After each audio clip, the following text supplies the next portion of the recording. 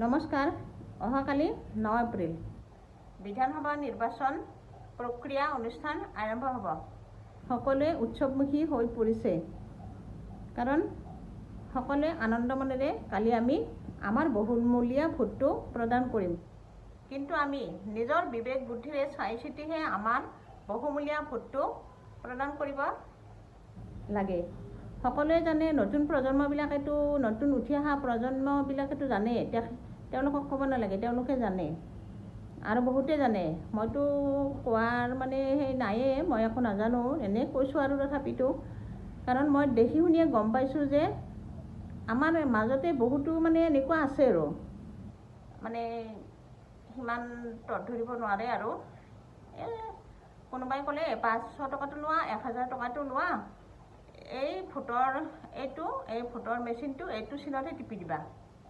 তেতিয়া কিছুমানে ভাবিব, তেখেতসকলে ভাবিব হয়তো মোক 500 টকা দিলে, 1000 টকা দিলে, মইতো এইটো চিনতে ভোটটো টিপি দিম, বুটামটো টিপি দিম, মই আৰু কিয় বেলেগক ভোট দিম। আমি সকলোৱে নিজৰ বিবেক বুদ্ধিৰে চাই ভাল প্ৰাৰ্থী এজন যদি আমি বিধানসভা নিৰ্বাচনলৈ পঠিয়াই নিদিওঁ, তেতিয়াহ'লে আমি আমাৰ এই 5 বছৰ আমি অশান্তি কষ্ট খাই থাকিব লাগিব আৰু দেশখনো বহুত তললৈ পিছুৱাই যাব। আমাৰ এই ভোটটো বহুত মূল্যৱান। আমাৰ বহুমূলীয়া ভোটটো আমি যদি নিজৰ বিবেক বিবেচনাৰে যদি আমি সৎভাৱে ব্যৱহাৰ নকৰোঁ, তেতিয়া আমি বহুত পস্তাব লাগিব পিছলৈ।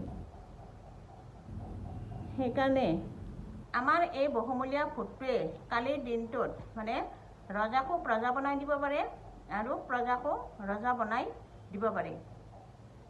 তেওঁলোক ৰজা মন্ত্ৰী হৈ যোৱাৰ পিছত মানে সৰু মানুহক কয় আৰু তোমালোক সৰু মানুহ কিনো, কিন্তু কালিৰ এই বহুমূলীয়া ভোটটোৱে এই মন্ত্ৰী বিধায়ক পদ কৰিও আমাৰ ভোটটো বহুত মূল্যৱান, কাৰণ এই ভোটটোৱে তেওঁলোকক ওপৰলৈও উঠাই নিব পাৰে আৰু বহুত তললৈও নমাই দিব পাৰে।